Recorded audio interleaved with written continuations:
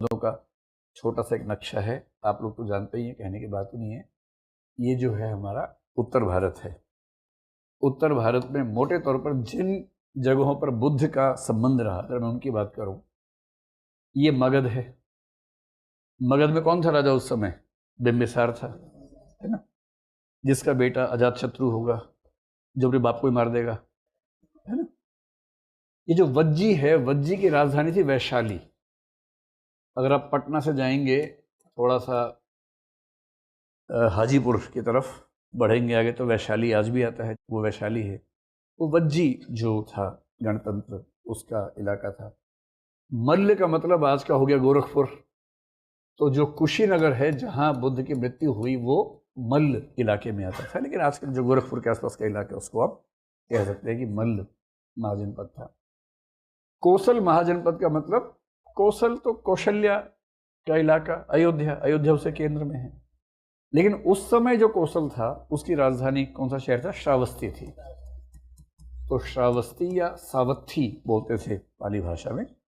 तो जब भी मैं श्रावस्ती या कौशल बोलूं आप इसका ध्यान रख लीजिएगा।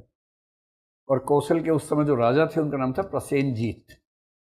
इनका जिक्र बहुत ज्यादा आएगा क्योंकि बुद्ध के जीवन पर इनका बहुत प्रभाव है, प्रसेनजीत का। तो ध्यान रखना है, कौशल मतलब प्रसेनजीत का इलाका, श्रावस्ती उनकी राजधानी है। प्रसेनजीत का एक बेटा भी है जिसका नाम है जेत, उसका नाम भी आएगा।